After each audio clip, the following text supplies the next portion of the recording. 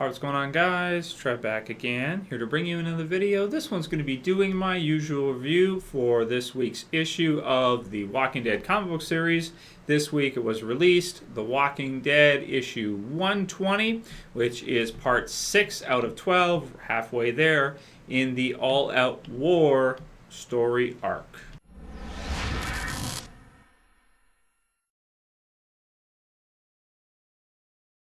Right, so right off the bat, I want to go ahead and apologize to all of my subscribers that follow the channel for the Walking Dead comic book series reviews. I had no idea that this issue of The Walking Dead was going to be released this week on Wednesday. We just had one at the beginning of January, and for some reason, they released another issue very quickly. Now, I'm really confused as to what they're doing. Supposedly, they were supposed to be releasing these every 2 weeks. It didn't end up happening that way, but in this situation, they actually did release this one in 2 weeks. So I have to check the release date for issue 121, because that may be coming out soon. But I basically just, to be honest with you, I was so busy with the Q&As and other stuff that's been going on with work and everything that I didn't realize that The Walking Dead issue 120 was coming out on Wednesday. So I'm finally getting a chance to go ahead and go through it now and review it and everything for you guys. I want to sincerely apologize. I usually get it up the same day, but in this case, I wasn't ready for it. I didn't realize it was hitting, and then people were messaging me a few days later, and I was like, oh man, that came out? Oh damn, my mistake. So anyway, even though it was a quick one to come out, we didn't have to wait very long for it. This issue was an amazing issue.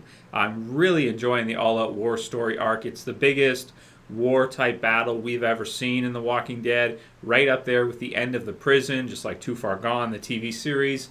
This is huge for us right now in the comic book series, and I'm enjoying it just as much as pretty much any other that we've had so far in terms of battles, fighting, shooting, guns, action, all the good stuff in The Walking Dead and battles in the zombie apocalypse. This one is a great issue for people that love to see things like that. We've got Negan. He's continuing to throw grenades over the wall, and because, of course, Alexandria, the safe zone, is surrounded by giant, humongous concrete walls that they built to keep the walkers out. And usually, that would be good to have a defense like that, but in this situation, it's almost backfiring because now you have Negan who's chucking grenades all over the place into the safe zone, blowing it to smithereens. You've got houses like crazy on fire. You've got fire all over the damn place. And it just seems like Alexandria is totaled. What will it be like after the whole war is done? I guess we'll have to wait and see. But I think there's a good chance it may be uninhabitable after. And once the whole all-out war story arc is over, Rick and the group, whoever's still alive, are going to have to actually find another place to go. They're going to have to leave because it's going to be probably just destroyed. The whole place will be wrecked. In this issue, we got to see some great action. We've got, of course, the continuation of Holly, who's bitten Denise, who is a very important character, for Rick's side, being that she's a doctor, being that she's pretty much the only one they have that can take care of people who are wounded. And now they're going to be without her very, very soon. In addition to that, so they've lost Holly, and now they're going to lose Denise because it's on the upper arm. Rick tries to amputate it, can't do it in time. Denise basically tells him, don't bother, I'm a goner, it's over for me. And she's still able to save Heath, it seems, but it looks like at this point he's going to be missing one leg since his leg was blown off from one of the grenades, which was really exciting to see. In addition to that, we get Carl gets hit with a grenade too, slightly, and is blown forward, but it seems he's going to be okay as well. And then, to add to all of that excitement, we've got Dwight, who is actually doing a really damn good job of being an inside man on Negan's team, but at the same time, stabbing him in the back, so to speak. I love that. I love, the character of Dwight now, in that he's so smart. Because you could, if you wanted to, he could have just left the group, came to Alexandria, the hilltop, and then fought on their, on their side. But he realized that he could do more damage, right, if he is with Negan's group, the Saviors, and they don't know that he is actually, not fighting alongside them, and he is stabbing them in the back one at a time.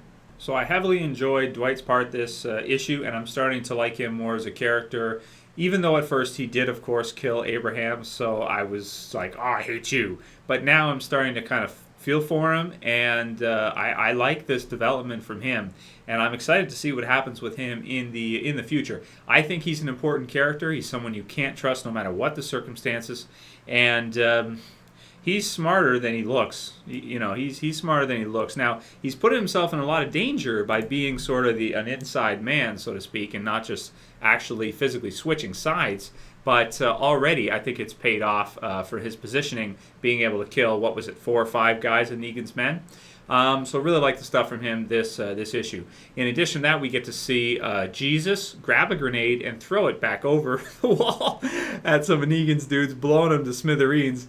And I just like to see this guy because he's so crafty. He's got the martial arts skills. He's throwing kicks, which almost nobody does, but would be so effective against zombies. Now he's grabbing grenades and throwing them back at them, and they're talking about, oh, we got to hold them for longer. I don't know how long to hold them for, this whole thing. They really don't know what they're doing, and he actually knows what's going on, so he's able to throw it back, and I really like that part as well, too. Let's see, what else we got? Negan's got some great lines in this one. I mean, this is some of the funniest shit I ever read in my life. After he starts throwing the grenades over the wall, warning to younger viewers, he says, my dick is so hard right now I could crack steel. I should wrap it in barbed wire and call it Lucille 2.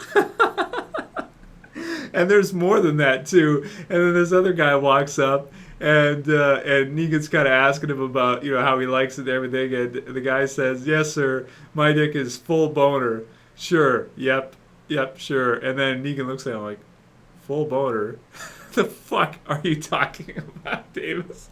And it's just, oh man, just read it. I don't want to ruin any jokes if any of you guys haven't read it yet, but there's some great stuff in this one from Negan. And then to cap it all off, to make the issue even better, we have to the rescue Maggie, who's leading the charge with the cowards from the hilltop, who she has used her speaking skills to rile them back up to fighting and coming in when they're needed to help Rick's group out.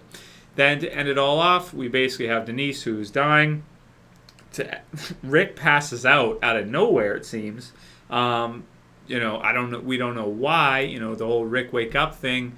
I mean, what happened to him? Did he get maybe the concussion from a blast or something? Shell shock or something, because last time with the whole attack on the prison, he lost Lori, lost the baby. Is he, having a panic attack? Is he passing out? What's going on? Just to added excitement even more. And then Negan celebrates as he explains to his men that you look back there, you see all the fire, you see all the smoke.